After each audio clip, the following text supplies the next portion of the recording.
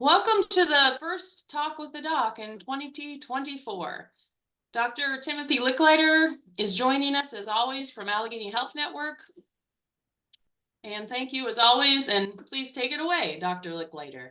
Welcome back, it's been a couple of months and it's a brand new year. Hopefully everybody enjoyed their holidays, and it's only 4 days in, but hopefully the new year is going okay so far. Welcome back. For those of you who have been here before, if you're new, welcome to the party. I'm Dr. Leichliter. I am a so-called movement disorder specialist sitting here in my office at Allegheny General Hospital, ready to take your questions. And so I do have some of them emailed to me. I'll start with those ones first, give you a chance to put some in the chat box. The chat box is the best way to kind of share some questions if you have one. Couple places that I always start is this is not a great place to get individualized care. And so, you know, there are some questions where it says, oh, I'm on this, this, and this. What should I do next? My answer is usually you should have this conversation with your doctor, be it your primary care doctor, your neurologist, your movement disorder specialist. You should have open lines of communication, and you should figure that out because they know you better than I do.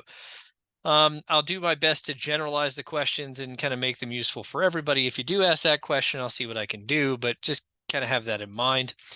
Everything you hear is my opinion. I have a lot of opinions. I have no problems telling you my opinion, but it is nonetheless my opinion. I think my opinions are based as much in science and fact as I can possibly come up with, but sometimes there is no science and fact for some of these questions, and so I do get to make stuff up. I usually will let you know if I'm making stuff up, but sometimes I make stuff up. All right. With that being said, let me get started. And I got two, you'll see me looking in both places. I got a computer screen in both of these places, and I have my questions over here on the right. It's not that I'm talking to somebody else. All right. Is there anything that can be done for excess saliva? Yeah, there is. And so a lot of my patients have excess saliva, excess secretions. With Parkinson's disease, there seems to be a collection of secretions, collection of saliva. It gets thicker.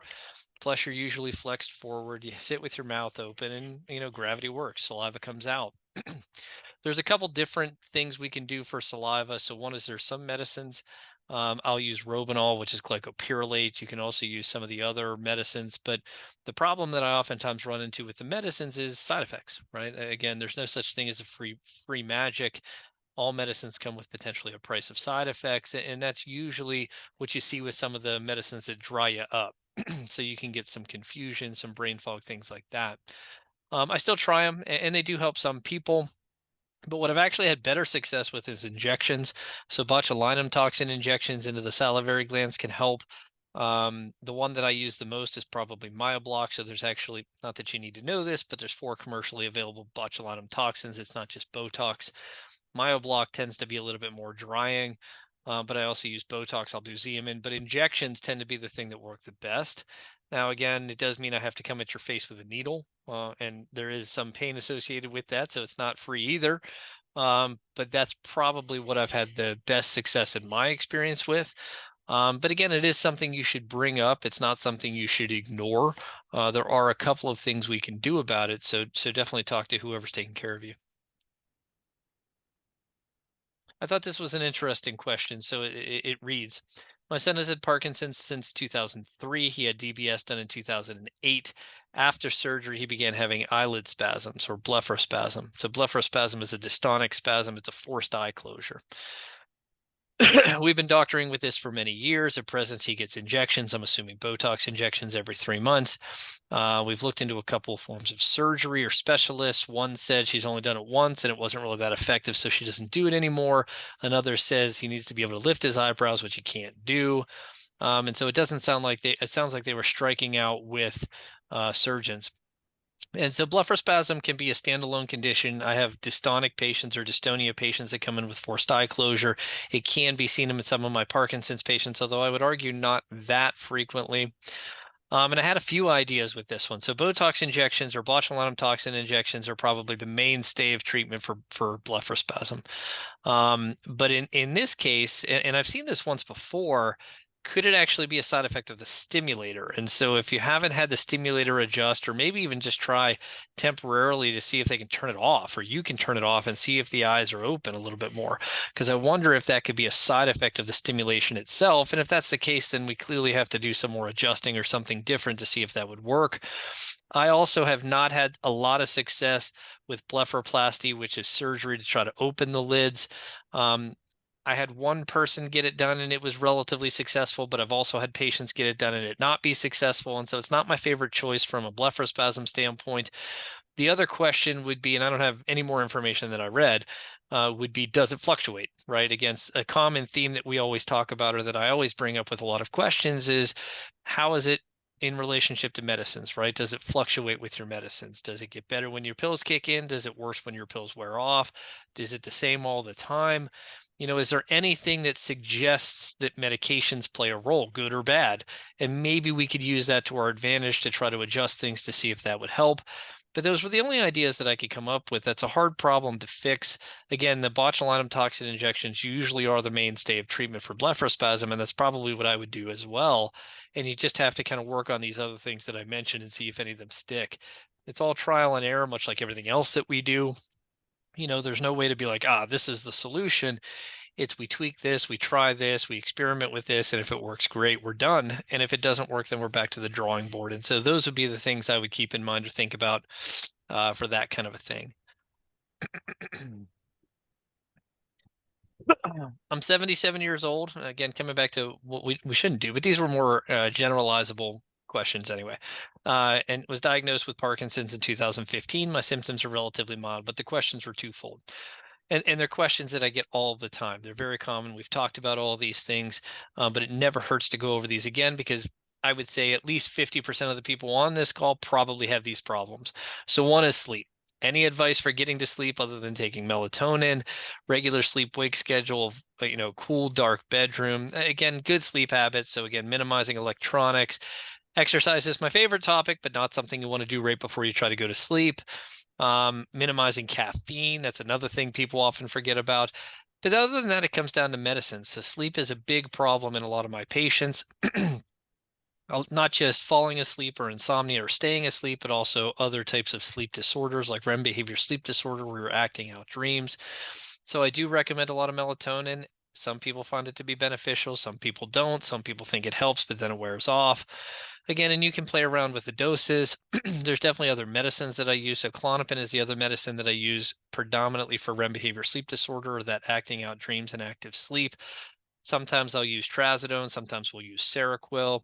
I'm not a huge fan of things like Ambien or Lunesta or those kind of medicines, as they tend to become habit forming in my experience.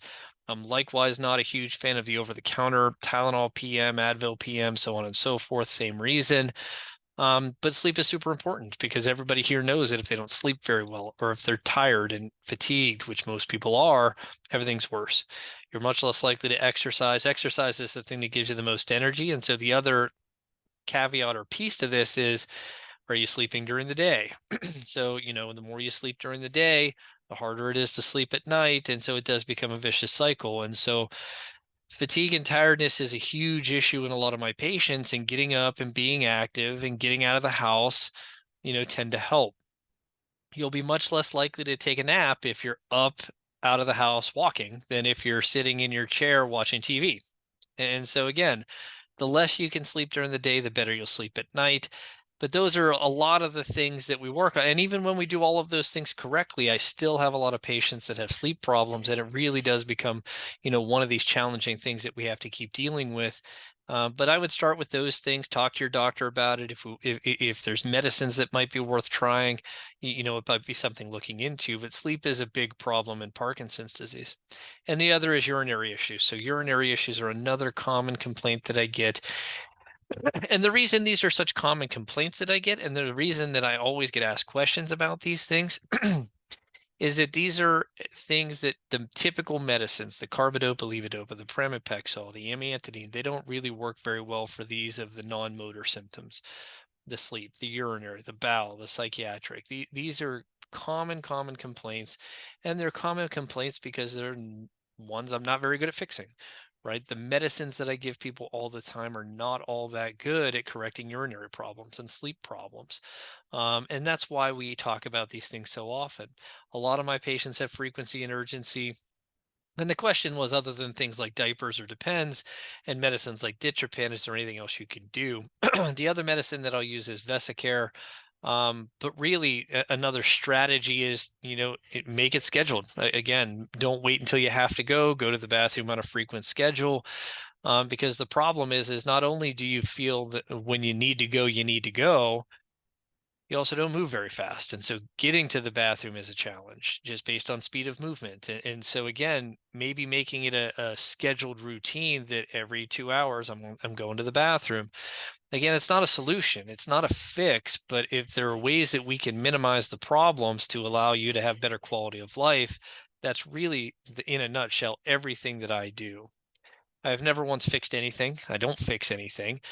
I don't cure anything. I don't slow anything down. You guys do that with all the exercise that I make you do. But really, what we try to do is manage symptoms, try to impact quality of life the best I can, help you manage things on a day-to-day basis.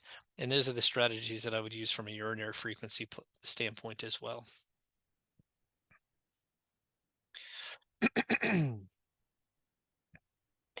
All right. I thought this was actually a really interesting question too, and I posed this to my nurse practitioner, and of course she nailed it because she's better than I am.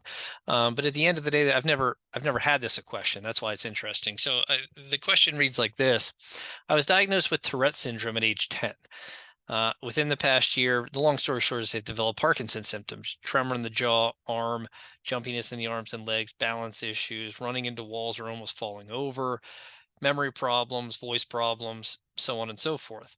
Currently on amantadine, but newly started, so not really better. And the questions were, is there any correlation between Tourette syndrome and Parkinson's disease? And at first glance, I thought to myself, not necessarily that I know of. I don't know that there's a genetic connection or an underlying pathophysiological mechanism.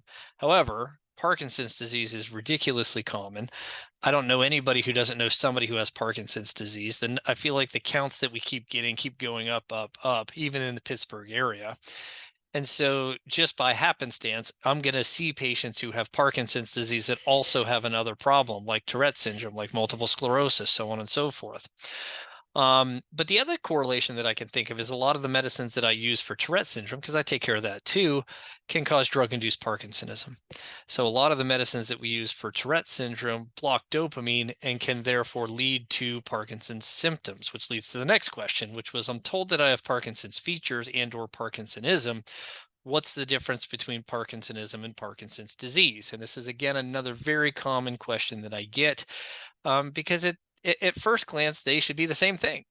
But you'll hear us use these terms and we don't always use them interchangeably. And so it does become confusing as to what we really mean. Now, this is where I'm going to throw up a little bit of a red flag here. And so different movement disorder specialists, different neurologists will use these terms differently. Some people are much more quick and ready to label somebody as Parkinson's disease, even if there's some atypical nature to it. I don't like to do that. And so you're getting, I'm the only one not muted now, so you get my opinion. This is what you're here for. That's what you're going to get. Parkinsonism is the symptoms. So anybody who comes to me with resting tremor, cogwheel rigidity, slowness of movement, and balance problems has Parkinsonism. That's the definition of Parkinsonism. It's the umbrella term that covers anybody who has those symptoms. The diagnosis of Parkinson's disease I typically reserve for the typical people. So typical age of onset, typical presentation, typical progression, typical response to medicine, not caused by anything that we know of, typical. And the reason why I like to reserve the diagnosis of Parkinson's disease for the typical people is when you're typical, I have a much better guess or understanding of what's going to happen. So if I take a typical Parkinson's disease person and I give them carbidopa, levodopa, I have a significant expectation of what that's going to do. It's going to work. It's going to help you feel better. You're going to have this progression. Initially, it's going to work. Eventually, it's going to wear off. You're going to need more over time. But I have an idea in my head as to what that's going to look like moving forward because it's typical. anything that doesn't fit that category. So again, age isn't right. Presentation isn't correct. Speed of progression is too fast. Response to medicine isn't as good. Not to mention the other true Parkinsonisms, which are medication induced or a drug or a medicine cause the symptoms, vascular disease cause the symptoms, a Parkinson's plus condition. So all the atypical versions fall under the name of Parkinsonism. And so that's how I use the word. So if somebody comes in with typical disease, it's not caused by things, I know what the progression is, the response to medicine makes sense, that's what I call Parkinson's disease. If you don't fall into that category, even if you very well may have Parkinson's disease, I may very well label you as Parkinsonism because I'm not sure. So Michael J. Fox, I probably would have labeled as Parkinsonism, right? He had symptoms in his late 20s, early 30s. That's awfully young for typical Parkinson's disease. It's not impossible. I think he has Parkinson's disease. He's not my patient, but I don't know. But I probably would have labeled him as Parkinsonism. That's the idea. If you come in with typical symptoms, but we haven't put you on any medicine yet, or we don't know what the response is going to be, and you look at my note in the computer, you may see me label you as Parkinsonism. It really is just saying that you have this constellation of symptoms, and I'm not entirely sure yet what direction it's going to go. I really do. I am fairly conservative in labeling somebody with typical Parkinson's disease unless I'm fairly sure that that's the route they're going to go. Now, that's not true for everybody. You may go to somebody down the road and they may see somebody and say, oh, it's Parkinson's disease, even though they have vascular changes or whatever, or it's not typical. That's really a me thing. And I use it that way so that when I look at my notes or I look at my list, I have an idea of what I was talking about when I saw that. and so again, that's probably not standardized. That's not across the board, but that's how I'll use the words. And that's really the definition of Parkinson's disease versus Parkinsonism. Again, I know it gets confusing. You see these words, they seem to be very similar, if not the same. But in my opinion, in my world, there is a little bit of a distinction, and that's how you'll see me use them. And then the last question that they threw on here is, what's the point of a DAT scan or a lumbar puncture? And so now we're getting into some of the testing that we do. So a DAT scan, for those of you who don't know, is a dopamine transporter scan. And so this is not a specific test for Parkinson's disease. It does tell us if there's a problem with dopamine. If you don't have enough dopamine, then we typically downregulate the dopamine transporter and it doesn't fluoresce as bright pink and white like it's supposed to on this scan. Parkinson's disease shows up as positive on this scan, but so do some of the atypical Parkinsonisms, and that's why it's not a true or definitive test for Parkinson's disease. It really is a test to let us know we're in the right ballpark. And then the spinal tap or the lumbar puncture is really the Michael J. Fox marker, which I still haven't been able to get or figured out insurance coverage or availability yet. And again, is another tool that we're going to be using in the future, but really hasn't become mainstream. I haven't used it yet. So these are the tests that we use to help us confirm or at least let us know that we're in the right ballpark. And that's usually how we use those kind of tests. They're not tests that I get too quickly.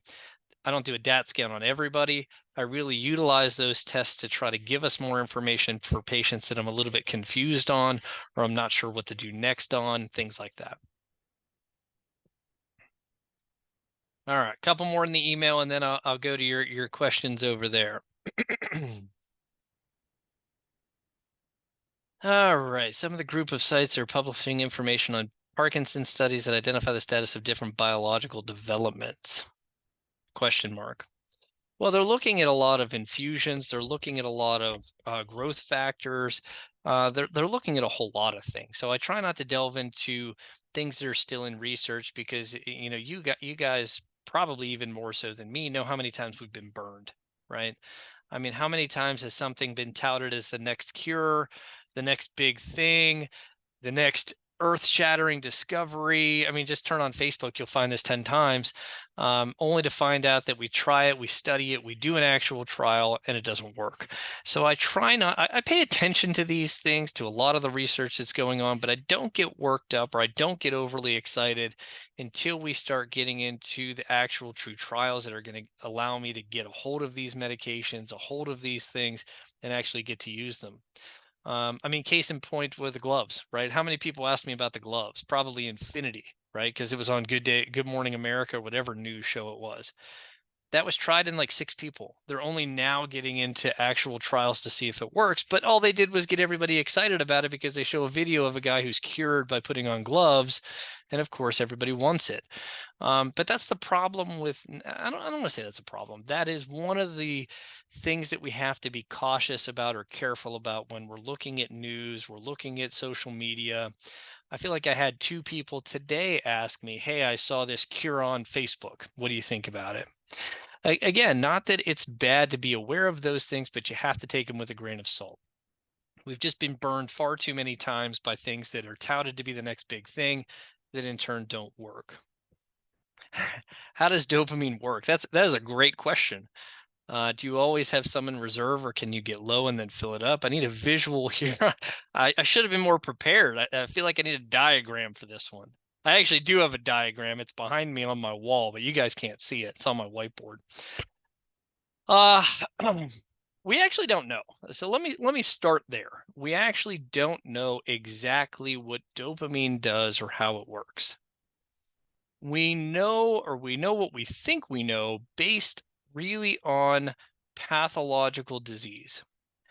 So for the longest time, we think dopamine plays a role in the motor pathways, right? And we thought that because people who don't have enough of it, presumably Parkinson's disease patients, don't move very well.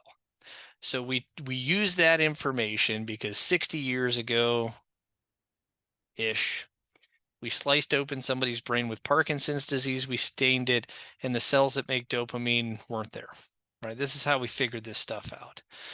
And so we extrapolated that to say, well, if dopamine is lacking in people who don't move very well, clearly it does something to make people move, right? Logical. Is it accurate? If you fast forward to today, we actually think dopamine isn't necessarily directly responsible for movement, but it's actually responsible for the reward to movement, which gets very complicated. And there's a lot of fun science behind this stuff, and we're trying to figure this all out. But the short answer is that it actually works in kind of planning movement, reward to movement, and reinforcing that movement based on said reward. That's a lot of scientific sounding mumbo jumbo that also probably isn't correct because we haven't proven all of this stuff. But the short answer and the way that I describe it is, and the best way to think about it is, you need dopamine to move. The way that I describe it to my patients is that, if you want to stand up and walk down the hall, your brain has to put out enough dopamine to make that happen. In Parkinson's disease, you lose the cells that make dopamine. You don't have enough of it. You don't move very well. Movement becomes smaller, everything becomes softer, smaller, compact, because that's your brain's way of trying to save dopamine or store dopamine. Generally, people have dopamine in reserve, right? I mean, when you think about brain function, it's not an all or nothing thing. Chemicals in brains aren't either all on or off. They're not all there or gone, right? There's some fluid motion and ups and downs in the amount, but it's never all or none. And so in early Parkinson's disease, we think there is more reserve than later Parkinson's disease, which is why maybe you don't have the same up and down throughout the day. Maybe you restore some dopamine during sleep, but at the end of the day, there is some ability to reserve dopamine, at least initially in Parkinson's disease. As the disease progresses, you end up with less and less reserve or store. This actually leads me to the medicine, right? And so what does carbidopa-levodopa do? How does it work? Well, levodopa is the step before dopamine. So we learned a long time ago you can't just feed somebody dopamine. It doesn't get from the stomach to the brain, but levodopa does. And levodopa gets to the brain, it gets converted into dopamine, and you're more or less trying to replenish those stores. The problem is again, as I mentioned, most we'll call quote unquote normal people don't just put out a burst of dopamine and then over the next 4 to 6 hours they let it wear off, and then put out another burst of dopamine and then over the next 4 hours they let it wear off. But that's exactly what we're doing with the pills, right? You take the pill, you get a burst of levodopa or dopamine, it floods your brain, and then over the next 4, 6, 8 hours you run out of it until we give you another pill. And this burst nature, or this kind of burst and wearing off nature, is actually what leads to the side effects of the medicine. It's a natural or a very unnatural way of replacing the chemicals in your brain. And that's what leads to a lot of the problems and a lot of the side effects of it. We haven't figured out a better way to do it. And that's why carbidopa, levodopa is still the gold standard drug 50, 60 years later after it was invented, because we still have not figured out a better delivery system or a better way to do it. But so that's how dopamine, we think, sort of works in a nutshell. Hopefully that was a good enough description. We haven't actually figured out how it really works. I cannot sit here and say that this is definitively how it works. That's another thing that is work in progress via research. How crucial is it that you keep a rigid schedule for taking your medicines? Well, that depends on you, right? And it probably depends on how much medicine you're on and where you're at in your course of disease. The earlier in the course of disease, when you're not completely running out of dopamine or you're not noticing a complete wearing off, it's probably less important and there's a lot of flexibility. But as things progress and more of the dopamine producing cells die and you run out of that reserve that we just talked about, well, then it's pretty important because you feel it when your pills wear off. And so that's a hard question to answer because it really depends on a lot of factors. It depends on the medicines you're using. It depends on where you're at or what stage you are in terms of Parkinson's disease, or where you're at in terms of how beneficial the medicine is. I have plenty of patients that absolutely are right on target. They do not miss their medicine. They're not late. But I've also plenty of people where it's not that important. They can be a little off on their timing of their medicine and they still do okay. It's a lot of trial and error, and it really depends on you. Mucuna pruriens seems to be used in England and other parts of Europe. Spoiler alert, it's also used here. Does it work? So A, what is it? Question number one. B, does it work? So mucuna is a quote unquote natural supplement of dopamine. So it comes from a legume. I can't remember if it's a fava bean, some sort of bean, something. Well, it turns out that the velvet bean, the fava bean, these beans actually are pretty high in dopamine. And so they've been able to kind of extract that from these beans or from these legumes and put them into a capsule, put them into a powder, put them into a supplement. That's what mucuna is. And is it useful? Maybe. I mean, at the end of the day, I have patients that take it. I have patients that supplement their pills that I give them with it. I have patients that take it in between their doses of regular Cinemet. I have people that take just that. And I have people who say, yeah, it really does work. And I feel better when I take it, or it supplements my medicines. And I've had patients try it and say, yeah, it didn't really do much. I don't take it anymore. I think there's some science to it in terms of replacement of dopamine, but in terms of potency, the pills that I give you are going to have a lot higher concentration of levodopa or dopamine than the mucuna is. So, I don't think it's going to compete with the medicines that I give you, but it is a more natural supplement to try to replace some dopamine. Again, I have patients that like it. I have patients that use it. I don't have a problem if my patients take supplements or over-the-counter things, as long as they tell me about it, because I do need to know about that. But my goal is not to come in and say, this is what you have to do. This is the right way to do it. No, you can't do that. You got to do it. It's not my way or the highway. My goal is to help you do better. My goal is to help your quality of life. My goal is to help you do all the things you want to do as long as possible, preferably on as little medicine as possible. That's kind of my mantra in the office. And if this does that, if this allows you to move better or feel better, go for it. I have no problems with that, but that's what it is. And that's kind of how it works. And it's not just in England and Europe. I have plenty of patients that do it here too. What is acetylcholine? I got to look that one up. I'm not entirely sure. Let me do a quick lookup on that one, because that one I'm not sure of. I read where many people praise the performance of that drug as well as B1, 6, and 12. Do you think they can actually make an impact on a person with Parkinson's disease? I'll start with the vitamins while I look up the other one real quick, because I at least have a little bit more experience with the vitamins. And so at the end of the day, B1 is actually another question that I'm going to come up to. So I'm going to skip that one for a second. B6 is also used in a lot of neuropathies. It's used in nerve function. The B6 is the one you have to be careful about. So generally, when we think about the water-soluble vitamins, the B vitamins, usually you cannot be toxic on them. So B12, B1, you just pee it out. So generally, we don't think that there's a toxicity to it. B6 is not that case. So B6, you can actually get a toxicity to. And so B6 toxicity can also lead to neuropathy and walking problems. So you have to be a little bit careful. And I've seen that. So you do have to be a little bit careful. And the only people that I've ever seen be B6 toxic are taking a supplement with B6 in it. I've never seen it naturally toxic. But there is some evidence to suggest that B6 and B12 is good for nerve health. And I will tell you that most people, I think, in Pittsburgh are B12 deficient. Most people are vitamin D deficient. These are very common things in people in Pittsburgh. And do they help people with Parkinson's disease? Probably. I mean, they probably help you feel better. They probably help your nerve functions better. There's not a lot of evidence. And that's the one thing that we're going to struggle with a lot of these supplements is that you're not going to get high quality, typical, gold standard, randomized, blinded, controlled studies, right? Nobody's going to spend $1 billion to study B12. They're just not.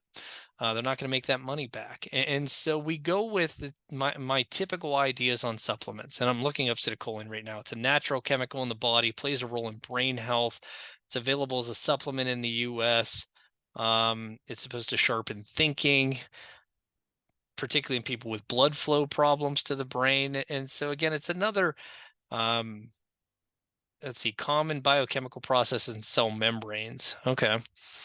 So again, it's another kind of over-the-counter supplement. It works, and I liken these things to like alpha lipoic acid, CoQ10, turmeric, glutathione. Believe me, there's no shortage of supplements or over-the-counter vitamins or things that you can read about the potential and touted benefits in Parkinson's disease.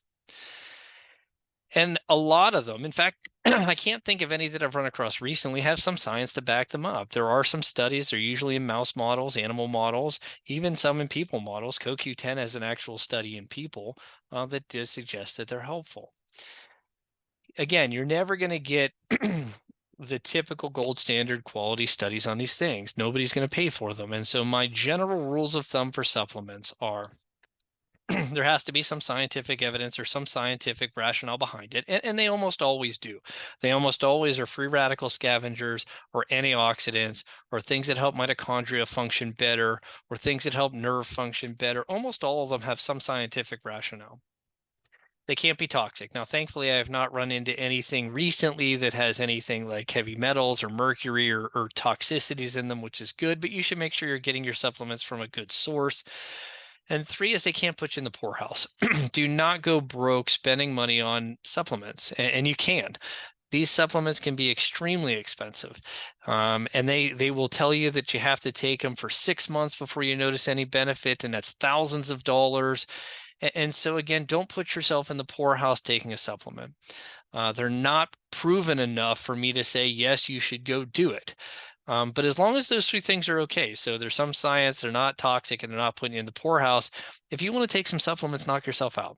I really don't have a problem with them. I think there is enough science to back them up that it's reasonable, but there's never going to be the quality of studies or the approval process for me to say, yes, you should definitely take this. And that's probably going to be my answer for every question you ever ask me on a supplement or a vitamin or any of these other things. Again, I just did a quick look for acetylcholine, which I've never actually looked up, but it seems interesting. It looks like there's a lot written about it in terms of neuroprotective properties. But again, same rules apply to every other vitamin and supplement. Is it possible to improve one's balance? Man, that's $1 million question that I hear every day and I talk about every day. And the short answer is yes, but so it's yes, because yes, I've had people who have balance problems do better. And it usually is heavy doses of physical therapy and exercise and yes, some medications. But balance is one of the harder things to fix. It's not one of the things that medications are great for. I still use medicines. I still give people a lot of medications. I use even outside the box medications for walking in balance because it's such a dangerous problem. It's the most dangerous problem. Falls are the #1 thing that land my patients in the hospital. And so I talk about balance all day, every day. And yes, it is to some extent improvable, but it usually requires a lot of work. It usually requires a heavy doses of exercise. That's really the only thing that's been proven to work on walking in balance, and some medications. And so the short answer to the question is yes, but it comes with the caveat that it is difficult. It is a significant problem. It's a hard to fix problem. but it's something that's so important that everybody needs to work on it. All right, I think up to the last email of questions before I get to the box. So, and this is where I saw it. Can you please discuss vitamin B1 therapy and your views on its efficacy? Any thoughts specifically for those people who have not started Parkinson's disease medicines? So there's a lot of talk about B1. So there's a couple of people out of Italy who published on B1 who suggested that it was beneficial in people with Parkinson's disease in terms of not only symptom management, but potentially disease modification. They used high doses of B1. I don't remember the numbers, but again, and Donna's showing me already, there's a book about it, there's papers about it. Again, my argument has always been that all of the data has come out of one group, which I know is being worked on. And it always bothers me when all the evidence and all the studies come out of one group, because I like to see other people replicate this and other people do it. And so I think we're in the process of that, but I don't think we're quite there yet. I don't have a problem with people taking B1. Several of my patients are doing it. And I've had a patient come back and say, hey, I feel a lot better when I take high doses of B1. In fact, it was to the point where he said, I feel so good, I'm actually going to back it back down a little bit because I think maybe I'm on a little bit too much. But again, one patient is not enough for me to say, yes, everybody should be doing this. I am a skeptic at nature. Some people might even go as far to say I'm pessimistic at nature, but I like to say I'm realistic. And so I wait until I see better evidence, hard, fast data to suggest this is a good idea before I come out and recommend it, before I come to you and say, hey, you should be doing this, or this is what we should do. There is a big difference between saying, yes, go ahead, try it, see what you think, and yes, you should do this. Those are two very different things. And so at the end of the day, I reserve complete recommendation for when I get actual, gold standard studies, multiple sources, class 1 evidence, and really any type of FDA approval is what I reserve. There is evidence to suggest it helps, though. She's not wrong. There are studies to suggest it helps. I've had patients come back and tell me it helps. I'm not against it if you want to try it, but I'm not going to recommend it just yet until I get more information. That's generally my thoughts on all of these types of things. I'm not sure that necessarily I have enough evidence to say people who haven't yet started medicines, it would be more beneficial for them. It could be, again, especially if we're talking about something that potentially or theoretically could be disease modifying. The earlier you take it, the better. In which case, definitely people before they even start medicines might be useful. But I think the jury's still out on that one. My jury is still out on that one. I'm not entirely sure.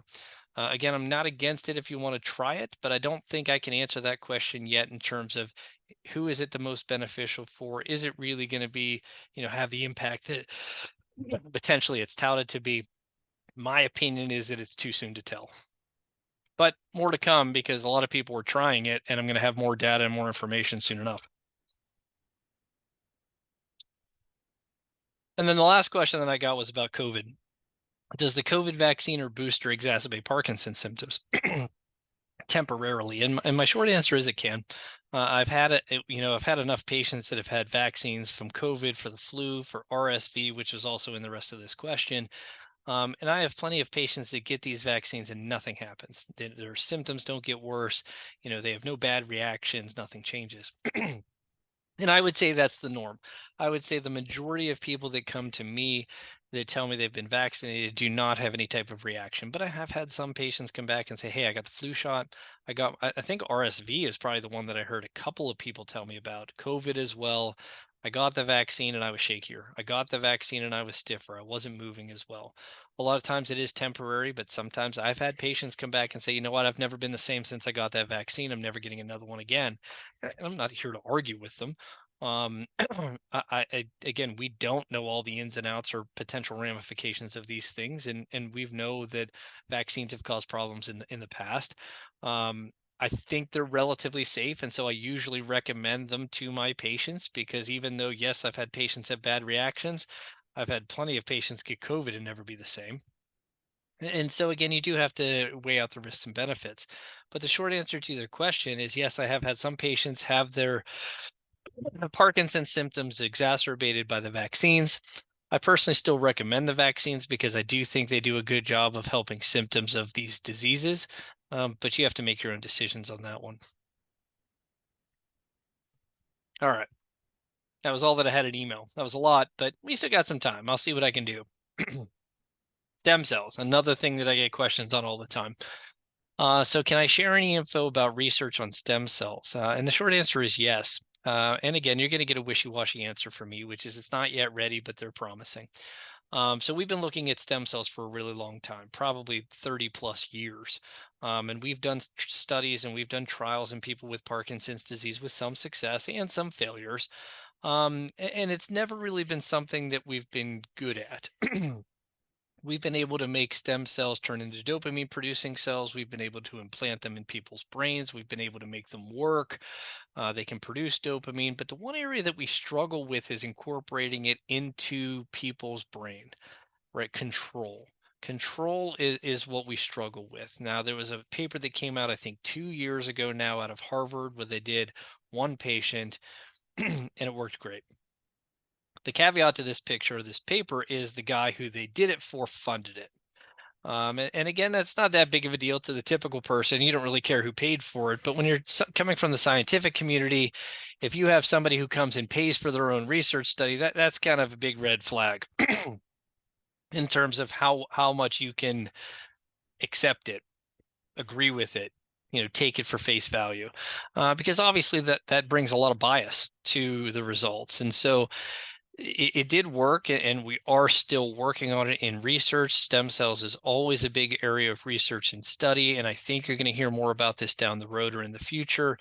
But as typical from my standpoint, I want to wait and see it before I believe it, and it's still not yet available for us on typical day-to-day practice. It's still in research form.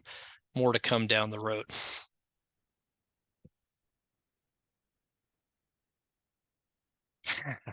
That is a great question.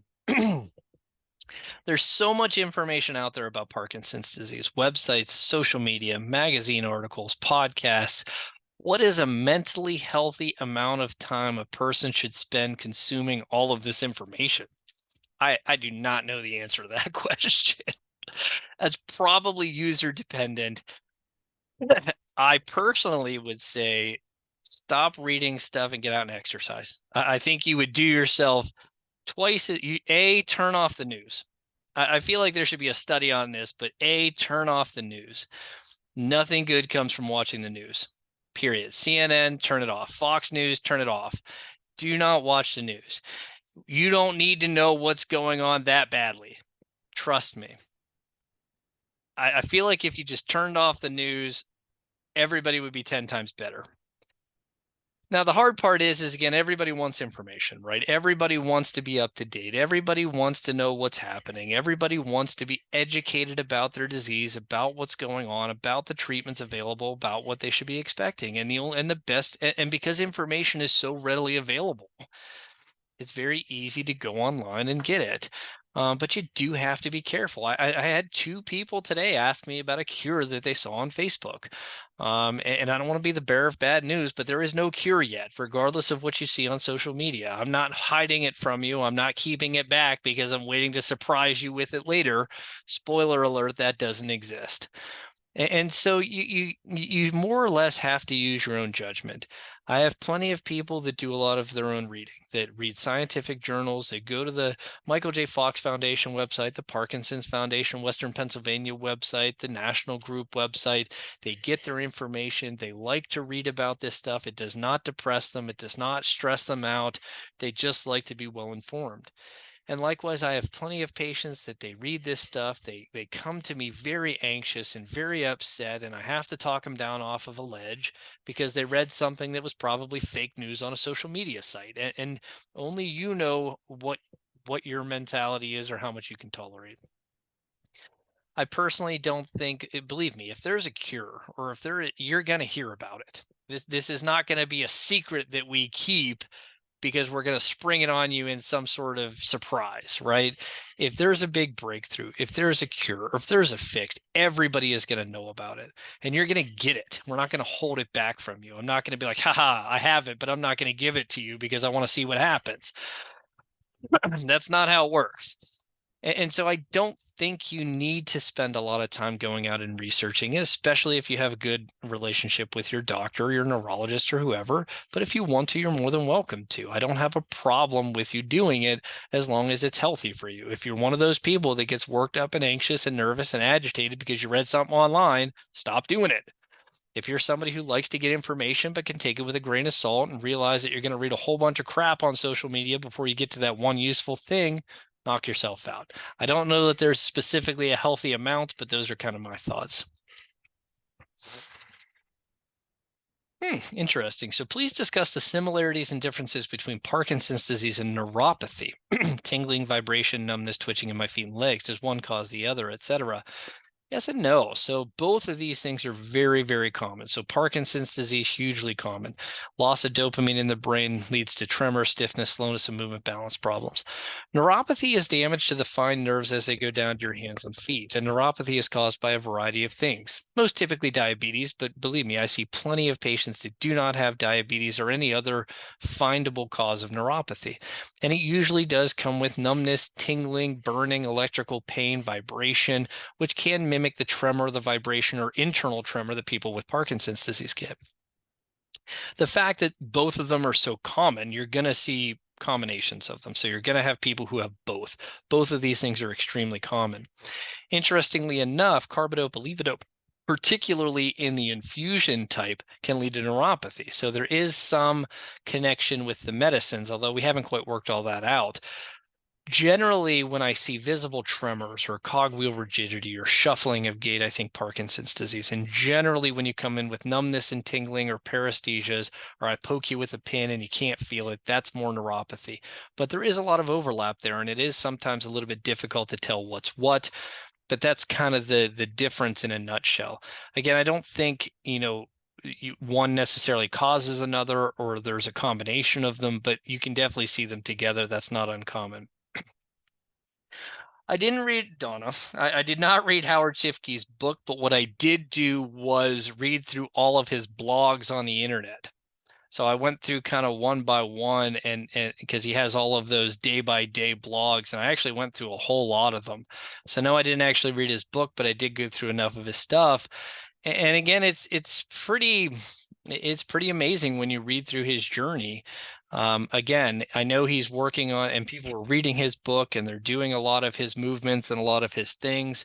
And I'm always interested if somebody is doing in any of those types of techniques and they're having success.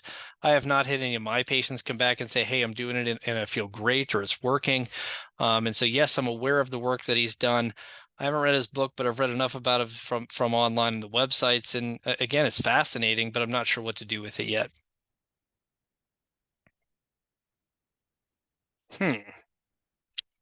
What is actually the short and long-term prognosis? That's a really hard question. And here's why that's a hard question. A, because I don't like to give you straight answers. If you've been listening long enough, you know I'm very good at working my way around answers and not actually answering your questions straight. But B, because Parkinson's disease is not one thing. And this is something really important for everybody to be aware of. When I say Parkinson's disease, again, I already covered what I think Parkinson's disease is, but it's not one thing. And the reason it's not one thing is it should really be Parkinson's syndrome, right?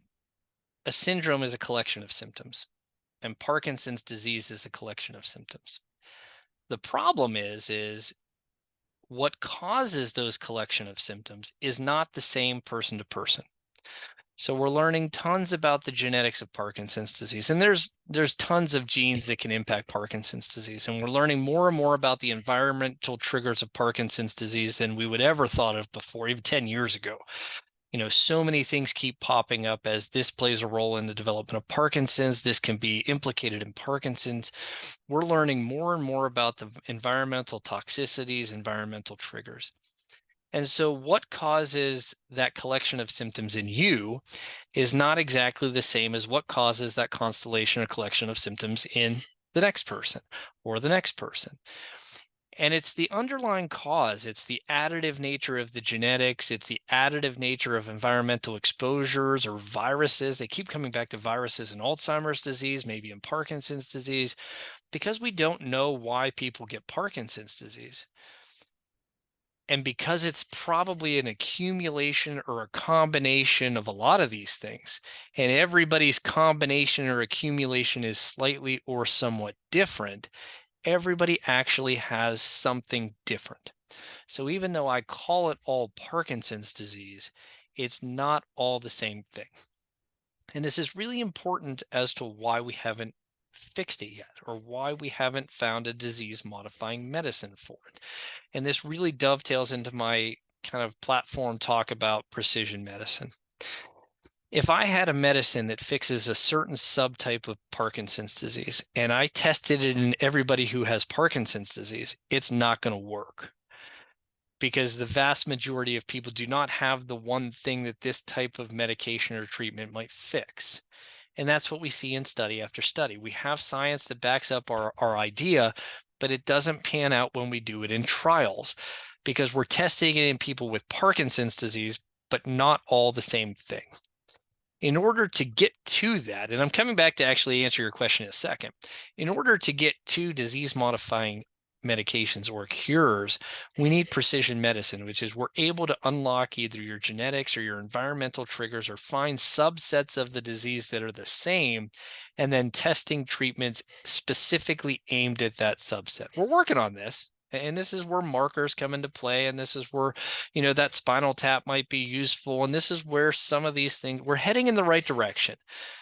But that's precision medicine in a nutshell. When we can take a look at either your genetic panel or some blood tests or some markers, and we can identify the problem, and then I can go to the shelf and pick a specific treatment for that specific problem, that's the definition of precision medicine. We're not there yet, because everybody has a little bit of a different thing. Because everybody has a little bit of a different thing, it's really hard to give you prognosis. I can give you general rules.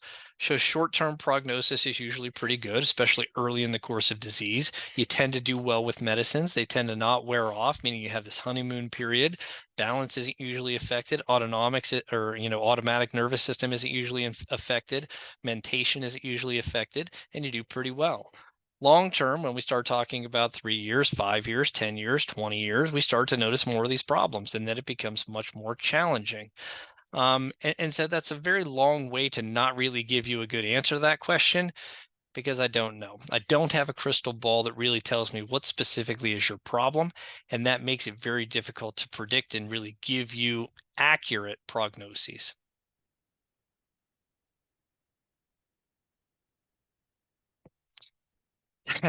Would I agree that stress and anxiety make Parkinson's much worse? Yes. So everybody who comes to my office knows, and anybody who shakes, this isn't even necessarily just Parkinson's disease, but definitely with Parkinson's disease, if you're stressed, if you're nervous, if you're anxious, if you're cold, if you're agitated, if you're hungry, if you're tired, you're going to do worse. If you're infected, everything falls apart. And so stress, anxiety amplifies all symptoms, exacerbates all symptoms, makes all symptoms worse. Yes. After 40 years with Parkinson's disease, I've found that the more I focus on lowering my stress, the better my symptoms get. And this is really important. Taking care of yourself, mind, body, and spirit need to be balanced. There's books on this too, right? And so you're absolutely correct. If we help your physical symptoms, but your anxiety is through the roof or out of control, or vice versa, if all of these things are not in balance, you're never going to do as well as you can. Now, this is easier said than done, don't get me wrong, but working on all of these aspects, a human being is more than just physical symptoms. You have your emotions, you have your mentality, you have your, friends and social network, you do have your physical ailments, but all of these things play a role in how well you're going to do. And this is why it is really important that you work on yourself in all of these fashions. You come to me and I take a look at your physical symptoms because A, that's what's obvious, and B, that's what the medicines work the best for. But that really is only a small part of you as a whole and how you're going to do. You really do need to take those things into consideration. And I'm glad you pointed that out, because that's a really important thing that doctors do not do a very good job of talking about. It's not things that I typically ask questions about. It's not part of, I don't usually delve into the spiritual world. I don't ask about religion or what you do, spirituality. But it's important, and I probably should, but I don't get that much time in the office with people, and so it's really hard to go over everything.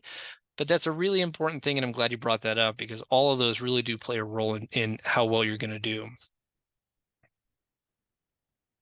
I'm not sure what research results we should be looking for. I mean, again, there's a lot of research being done on alpha-synuclein. So following in the footsteps of Alzheimer's disease and how they're managing tau, which is the protein that misfolds in Alzheimer's disease, by using infusions.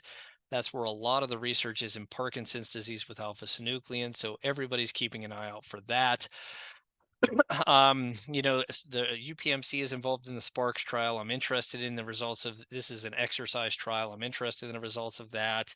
The Generation trial is out of Harvard, I think, where they're doing genetics for people with Parkinson's disease to ultimately get to down the road steps, but to precision medicine. I'm interested in the results of that. So I'm keeping an eye out for all of these things, and you guys can too. I know you will. But I don't have anything specifically that I'm kind of, oh, I'm really waiting for this to see what happens. All right, we got a few more. Who's a good candidate for medical marijuana? So I've been a certifier of medical marijuana for 6 or 7 years, or however long it's been approved for by Governor Wolf. And I've probably certified close to 100 people. I don't know. That's a made up number, but I think it's probably close to that with Parkinson's disease. And my experience has been this. Marijuana is not a cure. It's not a fix-all. It's not everything people thought it was going to be, which, again, I was skeptical back then too, but it does help some people. My experience has been that it's not necessarily great for direct tremor control or stiffness control or walking and balance control. So the primary motor symptoms of Parkinson's disease, I have not had great success with. But what I have had success with are things like pain, anxiety, and sleep.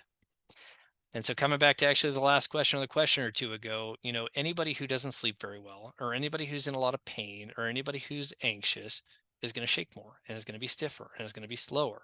And so secondarily, if I can help pain, or if I can help anxiety, or if I can help sleep, which are really the things that I've had the best success with, secondarily, it tends to make people shake less stiff, easier to move. And so that's usually what we talk about when you come to my office and we talk about it. Those are the people that I find have the best benefit. People who sleep is an issue, or are in a lot of pain, or have a lot of anxiety. Those are the ones that I find tend to be helped the most. But even then, it's not a cure-all. Some people like it, some people don't. It's a lot of trial and error. It's just one of those things we have to talk about. Are there any? I don't know what's RSB. Anybody?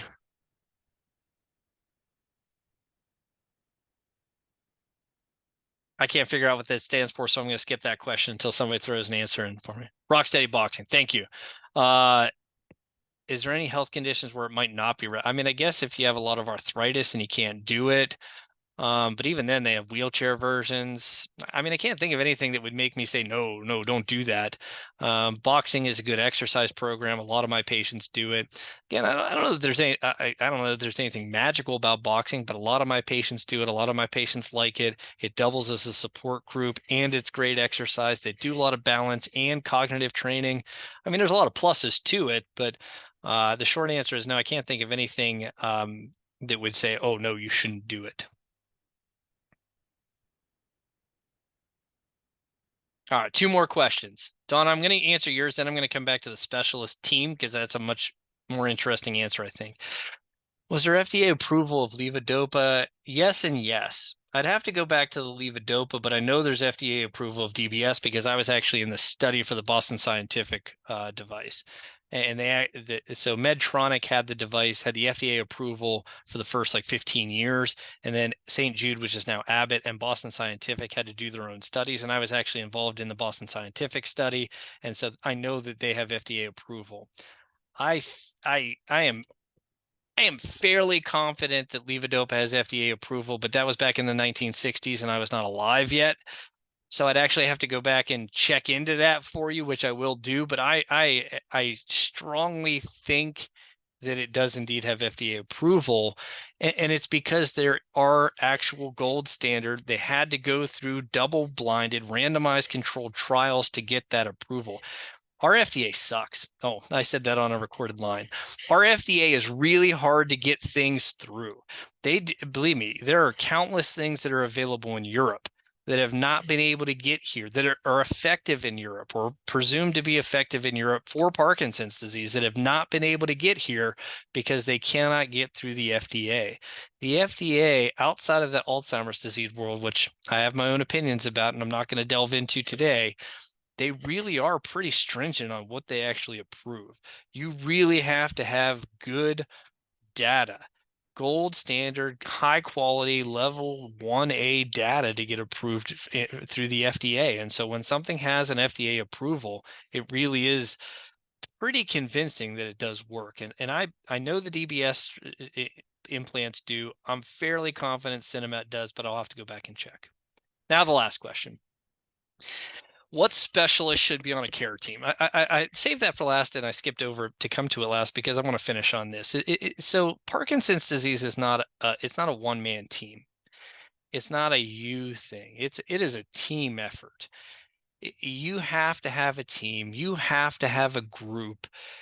You need help. You can't do this on your own. And now the help could be a spouse or a sibling or a parent or a kid. It could be a family member. It could be a friend. It could be a neighbor. You definitely need somebody on the caregiver side to help. One-man team or one-man shows don't work.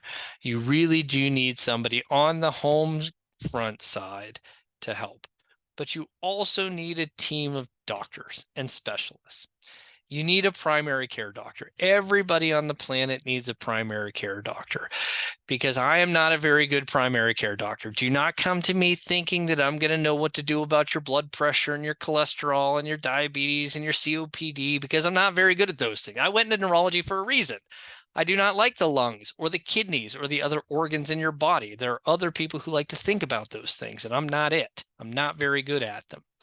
And so your neurologist is not a very good primary care doctor, if it's me or other. So you need a primary care doctor, even if they're not the best primary care doctor. So there are good and bad primary care doctors. You need somebody who has their eye on the big picture, who has at least some semblance of an idea of what your medical problems are. All of them. They may not be the one who's adjusting your Parkinson's disease meds or your COPD or your rheumatological issues. You may have specialists for that, but you need a primary care doctor who has their eye on the big picture. You need a neurologist. Now, I'm a subspecialist for a reason. I like to know a lot about a little and not a little about a lot. There's arguments both ways. I personally think I might do it a little bit better than a general neurologist, but there's not a lot of evidence for that. So you can make your own opinions, but you need a neurologist. Your primary care doctor is not going to be able to keep up with all the ins and outs about Parkinson's disease. You need a brain doctor to take care of your neurological needs. I personally think a movement disorder specialist makes sense because Parkinson's disease is very complex. It's very complicated. And general neurologists have to know about everything, right? They don't just take care of Parkinson's disease and tremors. They take care of strokes and seizures and MS and dementia and ALS and all the other neurological things. A movement disorder specialist takes care of predominantly Parkinson's disease. And so there's an experience factor there in terms of seeing the number of patients. So I personally think a movement disorder specialist is better, but if you want to deal with a general neurologist, they're probably closer or easier to find. You need a neurologist. And then depending on what other problems you have, you may need a urologist, you may need a psychiatrist, you may need a gastroenterologist. There's a whole slew of subspecialists you may need. At some point in time, you're probably going to need a physical therapist and a speech therapist. It's never, sometimes we delve into social workers or nutritionists. There's a variety of people that might show up on your team. Casey, I'm almost done. I saw you pop up. I'm almost done. You need to figure out what works best for you. You need a primary care doctor. You need a neurologist. You may very well need any of the other people that I just mentioned. You probably will need at least some of them. Not everybody needs all of them, but you need to recognize that this is a team sport. It can't just be you and your primary care doctor or you and your neurologist thinking that you're going to solve the world problem of Parkinson's disease. That doesn't work. You do have to be open-minded. When I say you need to go to a psychiatrist, it's not because I don't want to take care of your anxiety or depression. It's because they specialize in this. This is what they do better than I do. If I say you need to go to a urologist, it's not because I can't give you Vesicare and Ditropan. I can, but they need to look at this. We need a specialist for this to help your specific care. So you do have to be open to adding people to your team as needed, including therapists and nutritionists, and you name it. This really is a team sport, and that's important to know. Everybody's individualized, so who you need on your team is a little bit different, but that's kind of where I would say, and I wanted to end with that because this, I wanted to emphasize that this really is a team thing, and you really do need to build a team for it. All right, the end, Casey. It's all yours. Take it away. Thank you, Dr. Leichliter, and you gave us extra time. Thank you. And I think that was a really, yes, everybody saying thank you, clapping, a great way to start the new year. You know, viewing Parkinson's and the journey as a team effort, and we're all here to be a part of it.